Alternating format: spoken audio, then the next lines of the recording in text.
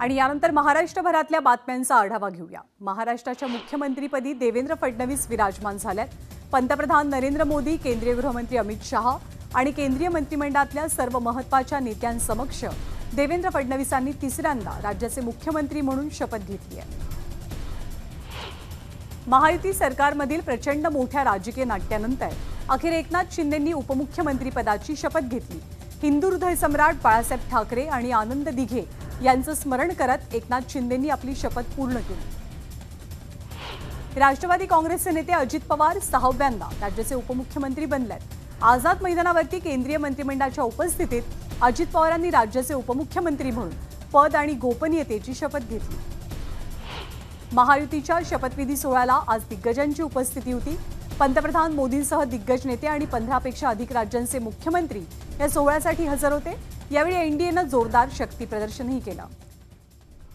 दरम्यान देवेंद्र फडणवीस यांची सध्याची दृश्य आपण पाहतोय। मंत्रिमंडळाची बैठक सुद्धा सुरू आहे। मंत्रालय परिसरातली ही सगळी दृश्य आहेत आणि अर्थातच शपथविधी सोहळ्यानंतर बऱ्याचशा प्रक्रिया या नवनिर्वाचित मुख्यमंत्री उपमुख्यमंत्र्यांना पूर्ण करायच्या असतात। कार्यालयामध्ये जाऊन अनेक अधिकाऱ्यांच्या ते गाठी भेटी घेतात, कर्मचाऱ्यांना भेटतात। एक पत्रकार परिषद सुद्धा या तिघांची एकत्रित पद्धतीने थोड्याच वेळात पार पडेल। दरम्यान शपथविधी सोहळ्यानंतर देवेंद्र फडणवीस, एकनाथ शिंदे आणि अजित पवार काही वेळापूर्वीच मंत्रालयात आलेत। मंत्रालयाच्या प्रवेशद्वारावरतीच तिघांचंही औक्षण करण्यात आलं। मग मुख्यमंत्री उपमुख्यमंत्र्यांनी छत्रपती शिवरायांना वंदन केलं। शपथविधीनंतर मंत्रालयात नव्या मंत्रिमंडळाची पहिली बैठक पार पडली। यावेळी मुख्यमंत्री देवेंद्र फडणवीसांनी वैद्यकीय मदतीच्या फाईलवरती सही केली आहे। जोरदार सर हाँ पुढे गेले कार्यक्रमात गेले। हाँ कोणाला या अतुल या ना, तुम्ही असे येऊन जा। अतुल इकडे येऊन या। अतुल बस ना, अतुल बसा ना। अतुल जी आहे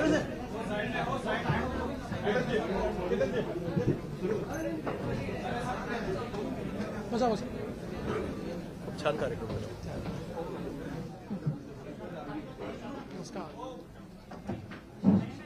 नमस्कार। राज्याच्या मुख्यमंत्री पदावर माननीय देवेंद्र फडणवीस यांनी शपथ घेतल्यानंतर परंपरेनुसार ते आज आपल्या समोर संवादासाठी उपस्थित आहेत। त्यांचा संवाद ऐकण्यासाठी आपण सर्वजण आलात, त्याबद्दल मी मंत्रालय विधिमंडळ वार्ताहर संघाच्या वतीने आपल्याला मनापासून धन्यवाद देतो। राज्याचे 21वे मुख्यमंत्री म्हणून माननीय फडणवीस साहेबांनी शपथ घेण्यापूर्वी मी त्यांना आणखी एक आठवण करून देतो। 2014 मध्ये ते जेव्हा मुख्यमंत्री झाले तेव्हा आमची हीच जवळपास बॉडी तुमच्या सन्मानासाठी त्यावेळेला कार्यकारिणीवर होती। हा योगायोग आहे की आपण पुन्हाही आम्हाला संधी दिलीत। मी राज्याच्या सगळ्या पत्रकारांच्या वतीने आपली शिखर संस्था म्हणून माननीय देवेंद्र फडणवीस साहेबांचं मी मनापासून स्वागत करतो आणि मी आपले अध्यक्ष माननीय प्रमोदजी डोईफोडे यांना विनंती करतो की आपण मनोगत व्यक्त करावं।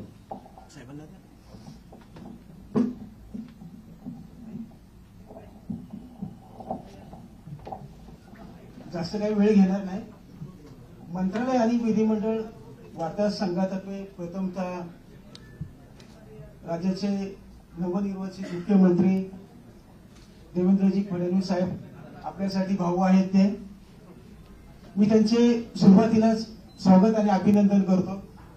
साहेब, लोकसभेची आचारसंहिता लागण्यापूर्वी आपल्या महायुती सरकारने राज्यातील ज्येष्ठ पत्रकारांसाठी जी निवृत्ती वेतन आहे बाळासाहेब जांभेकर सन्मान योजना तर 20,000चा एक GR काढलेला, परंतु नंतर आम्ही दादांशी पण नंतर कोऑर्डिनेशन केलं, परंतु काही अंमलबजावणी झाली नव्हती।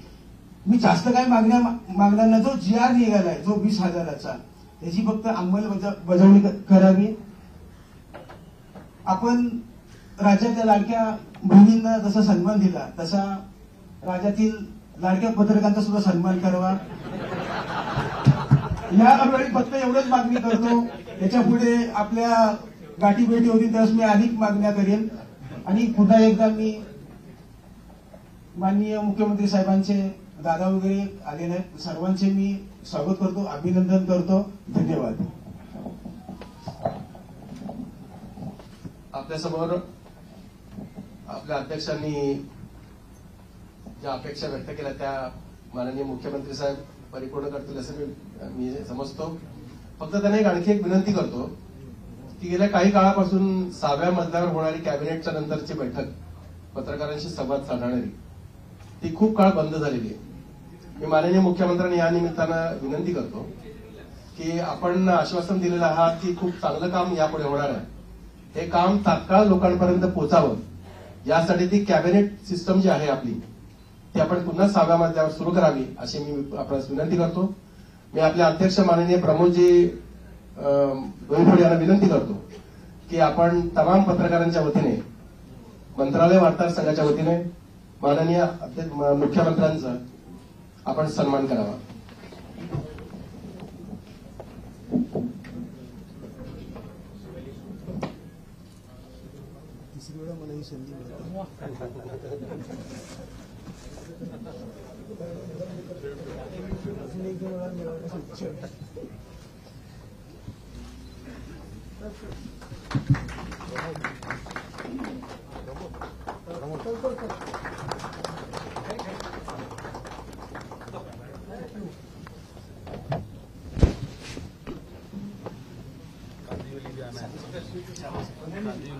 यस या पक्का. अरे करा स्वागत करा. अरे इथे ते म्हणतील ते करायचं आहे. हो नाही असं नाही. माननीय मुख्यमंत्र्यांच्या समवेत साहेब इथे आलेले आहेत. मी अध्यक्ष साहेबांना विनंती करतो आपण त्यांचा सन्मान करावा.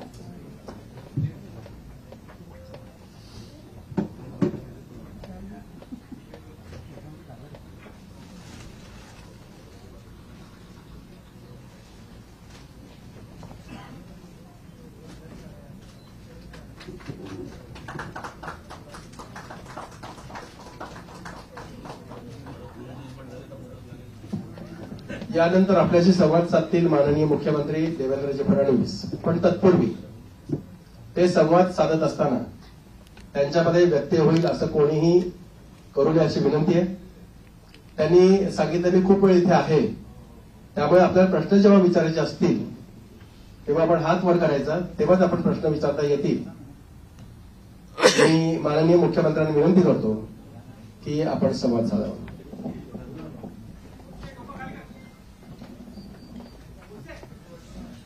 सर्वप्रथम मी मंत्रालय आणि विधिमंडळ वार्ताहर संघाचे अतिशय मनापासून आभार मानतो की आपण आजच शपथविधीनंतर या ठिकाणी मला निमंत्रित केलं आणि आपण सर्वांनी माझं स्वागत आणि सत्कार केला त्याबद्दल मनापासून आपले आभार आहेत. आणि मगाशी प्रवीणजी आणि प्रमोदजी असं म्हणाले की जेव्हा जेव्हा त्यांची बॉडी असते तेव्हा तेव्हा मी मुख्यमंत्री होतो. 29ला तुमचीच बॉडी यावी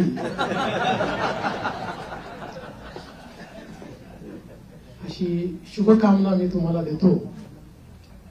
खरं म्हणजे आपला हा संघ राज्याच्या आपल्या संपूर्ण लोकशाही व्यवस्थेतला एक अत्यंत महत्वाचा स्तंभ आहे. कारण विधिमंडळ आणि मंत्रालयातनं राज्याचा कारभार चालतो आणि तो योग्य प्रकारे चाललाय की नाही हे राज्यामध्ये सांगण्याचं काम राज्याच्या आपल्या संपूर्ण लोकशाही व्यवस्थेतला एक अत्यंत महत्वाचा स्तंभ आहे. कारण विधिमंडळ आणि मंत्रालयातनं राज्याचा कारभार चालतो आणि तो योग्य प्रकारे चाललाय की नाही हे राज्यामध्ये सांगण्याचं काम तुम्ही करता. आणि जिथे काही चुका असतील त्या नजरेस आणून देतात त्याच्यामुळे त्या चुका देखील सुधारता येतात. एखादी गोष्ट जी अतिशय जनोपयोगाची असेल ती जनतेपर्यंत पोहोचवण्याचा प्रयत्न देखील आपण करता.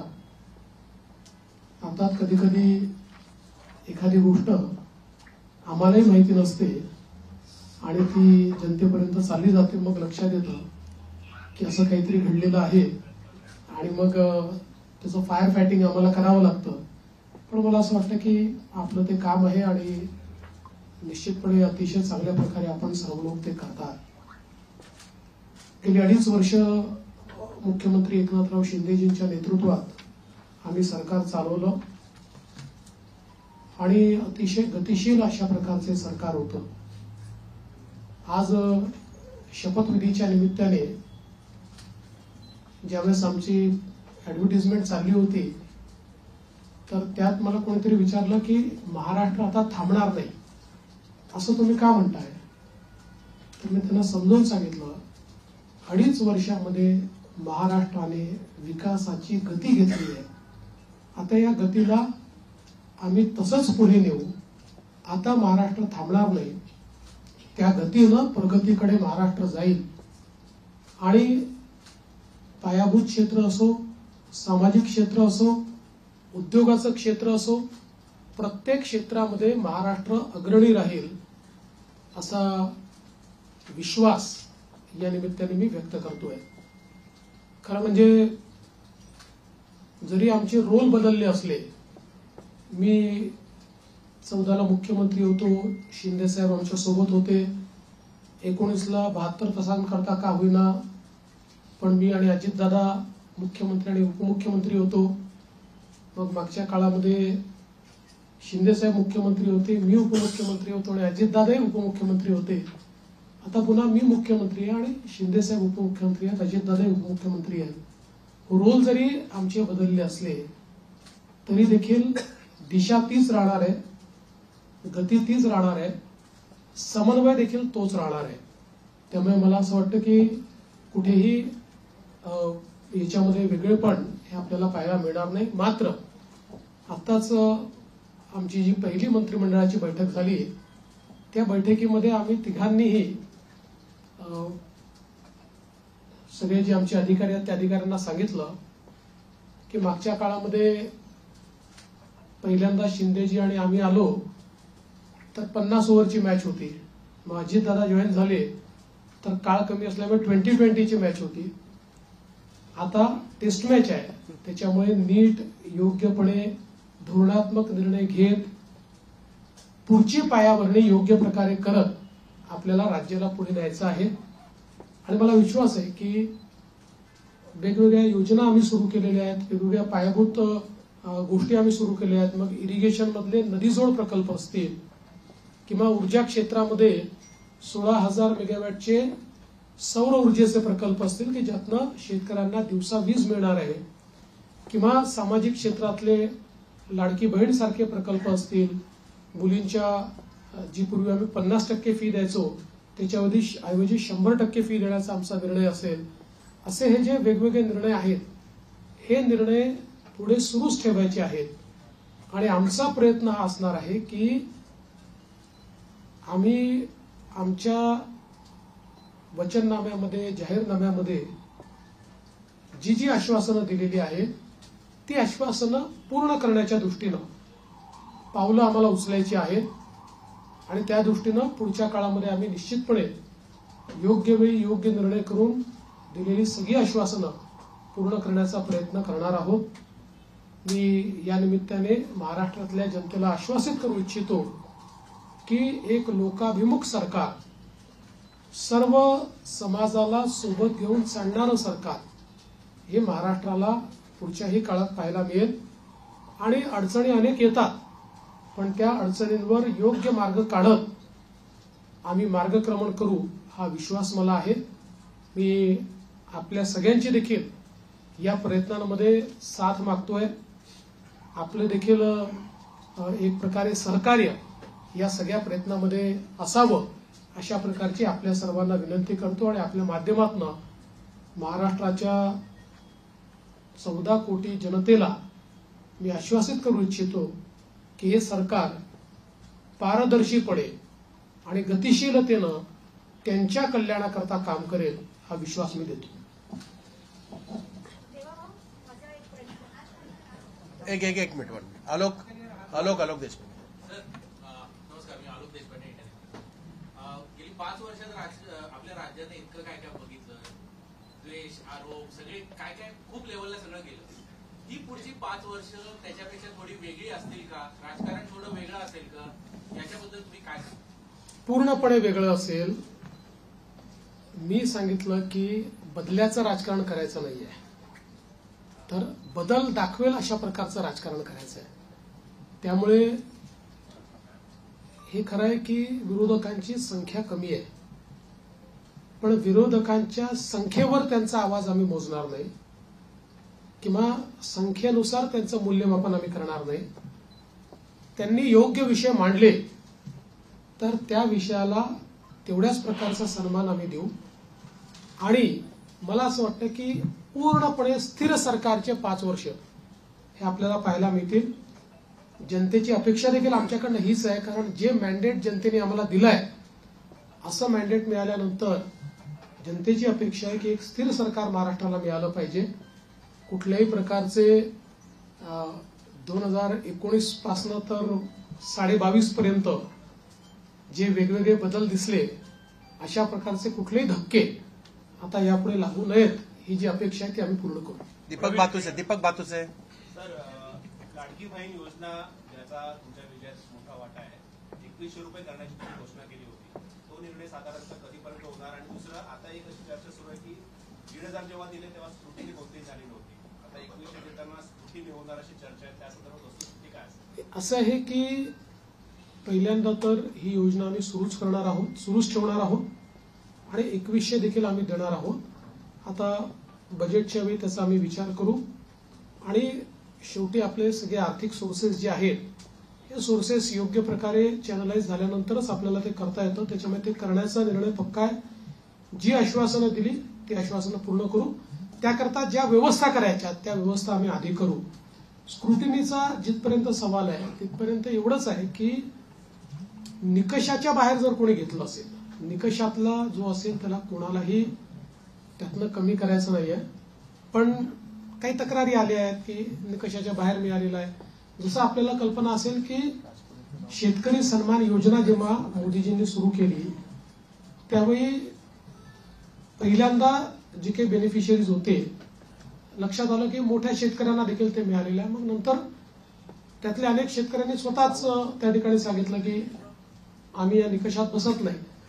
मला असं वाटतं त्यानंतर ती स्थिर झाली.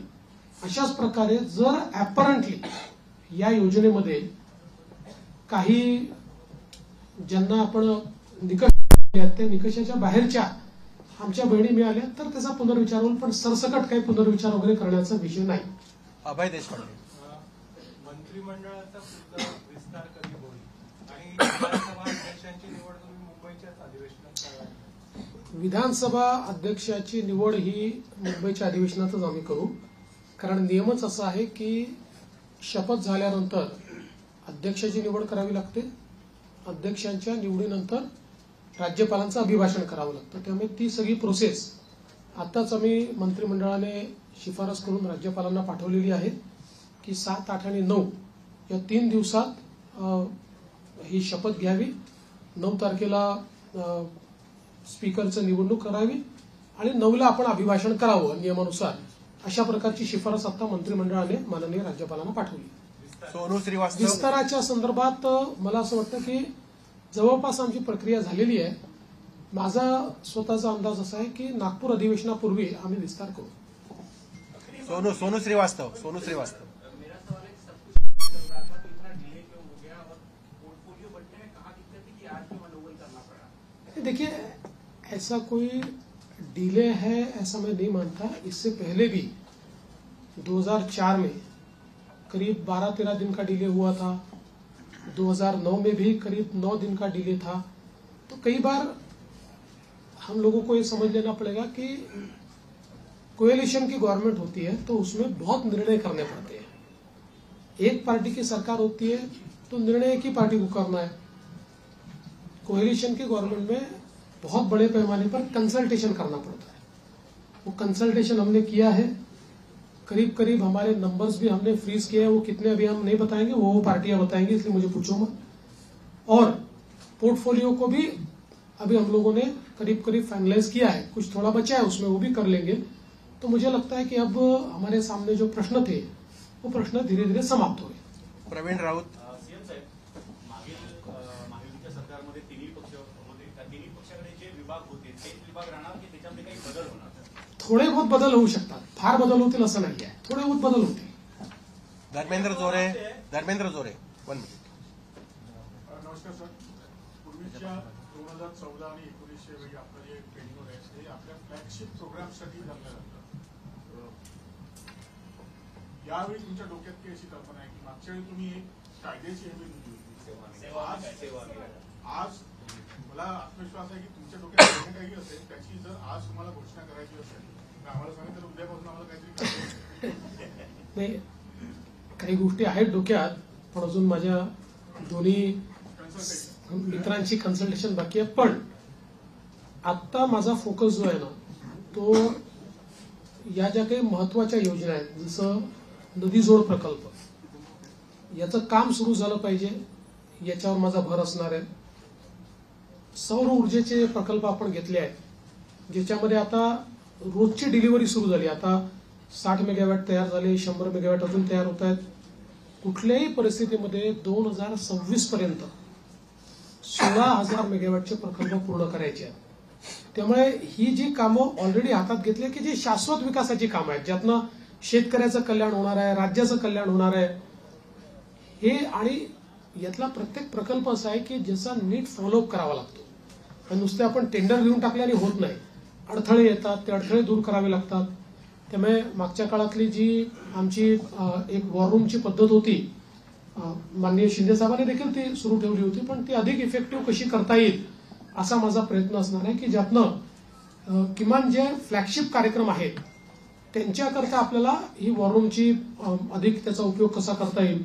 जलयुक्त शिवार सारखी योजना जी पुन्हा आम्ही गेल्या 2.5 वर्षामध्ये त्याला बळकटीकरण केलेलं आहे, या योजनेला अधिक वेगाने आपल्याला कसं करता येईल याचा प्रयत्न माझा असणार आहे.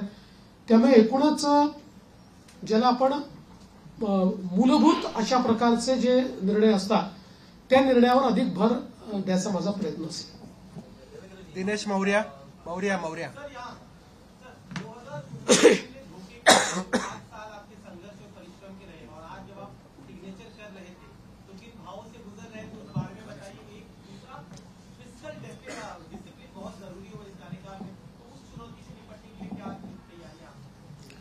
देखिए, मैंने आज जो पहली सिग्नेचर की है वो हमारा जो मुख्यमंत्री आरोग्य सेवा का कक्ष है, उस कक्ष में एक कैंसर रुग्ण को बोन मैरो ट्रांसप्लांट के लिए 5 लाख रुपए मुख्यमंत्री सहायता निधि से देने का निर्णय मैंने किया है. पहली साइन वो मैंने की हुई है.